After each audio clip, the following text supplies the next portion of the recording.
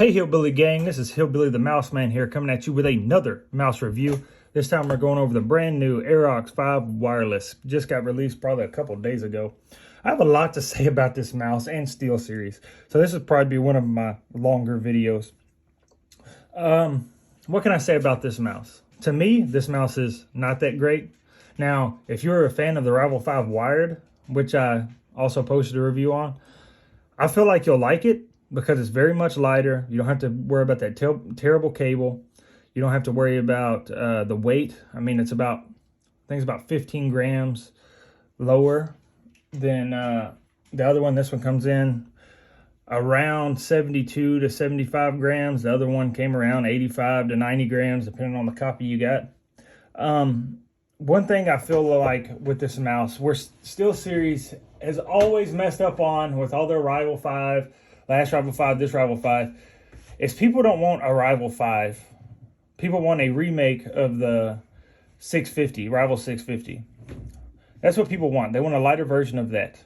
They don't want like this. This is like, they could have had probably one of the best mouses that have ever came out, but yet they keep missing the mark. They have one of the best keyboards that came out, which is the Apex Pro. They could probably take the mouse market by storm if they would just listen to the reviewers. Let me tell you something about this mouse. The reason why I don't like this mouse. These side buttons here, to me, is terrible. I always hit this one right here. Like this one right here when I'm hitting these side mouse buttons right here. This one always gets in the way. I have a very big thumb, so it's hard for me to hit these mouse buttons without activating this one. This one is too far forward. They should have pulled it back to about right here. Kind of like the G502, G402. I mean, it's not that hard. And I feel like if they would have done that, like take this button away, pull this one back, I feel like this would have been a top tier mouse. The only other problem I have with this mouse are these gold switches they put in here. I think they're rated for like 80 million. I feel like they're tensioned too hard. So like when I'm trying to edit in Fortnite, I feel like I could not even hit a triple edit with this mouse. This mouse, to me, it feels like it takes so much to actuate. And that's a little bit of exaggeration because it's not too much to actuate. But I mean, it just feels like it's either the buttons are too hard, like they're not tensioned well, or the click latency super high on this mouse. Because sometimes I can hit a triple edit, but a lot of times I couldn't. So I don't know if SteelSeries, maybe it's a click latency issue, don't know. But as far as the scroll wheel, you can hear that it has a little noise to it, which I personally don't like scroll wheels that have. I mean, it kind of feels like chains rubbing together. I don't know. It just feels like terrible to me. I feel like these holes right here are a little bit too big. I mean, you got the Extrafy M4, you got Glorious, and they don't even have as many holes in their mouse. I mean, honestly. And I feel like they're very big diamond, very little plastic. But as far as the sides, I mean, there's no cranking on the sides. I mean, it's built solid. I just kind of don't like the look of it. I do like the Rgb, though. The Rgb looks nice. It's rocking their True Move Air optical sensor, which is, I believe, based on the 3335, which I feel like for a big company coming at $140, they could have done better with that. I mean, it should at least had a 3370 or 3389 sensor in it. People say they can't feel a difference. When it comes to like the 3335, I don't feel like you can feel a massive difference, but I feel like the performance just isn't there. And as far as like tracking, like in a slow-paced game, I feel like it's fine. But like in a fast-paced game like Fortnite, where you're editing a lot and you know, SMGing and running in and out of walls and resetting, I feel like you can feel a hair difference. But it does charge by USB-C. Claps. Does have this receiver dongle. With this dongle, or your receiver that plugs into your dongle, is also USB-C. And I mean, I feel like SteelSeries could be one of the best mouse companies, but they keep missing the mark on this mouse. On their mouses, all in general. I feel like all their mouses have higher click latencies. All their mouses, I mean, there's always something.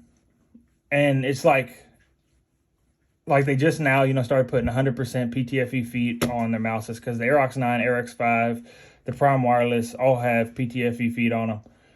But then like the wired versions, as far as the wire, I think the wired version of this one comes with PTFE feet, which that one might be better than this one. I don't know. I might buy it and try it out and see if the latency is better, to know if it's the switches or if it's the latency.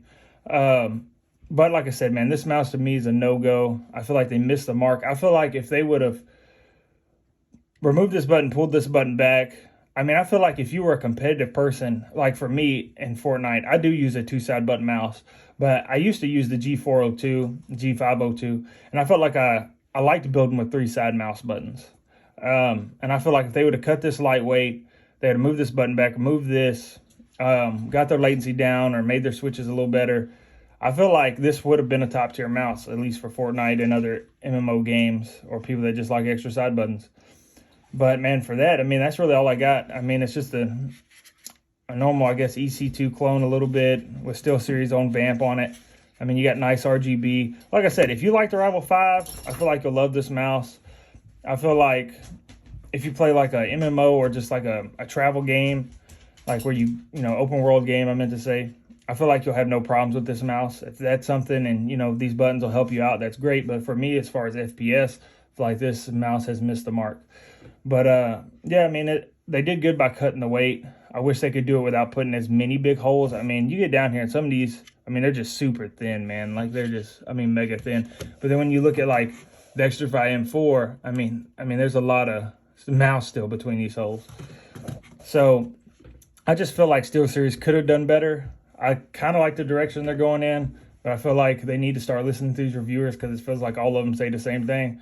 I feel like they could, I mean, if you got the Apex Pro and then SteelSeries comes out with a small mouse like the Areox 3 and then a more ergonomic mouse like this and listens to everybody, gets their click latency down more, I feel like, I mean, they would still, I mean, as far as the Fortnite community, everybody already uses the Apex Pro 90% of the time. So if SteelSeries came out with good mouses to rival the Logitech Superlight and the EC2 or the Death Adder or whatever, I feel like then people would just want a mouse to match. So I feel like they could take it over by storm. So I feel like they need to do better on these switches. I feel like they're a little tension too hard, at least for Fortnite.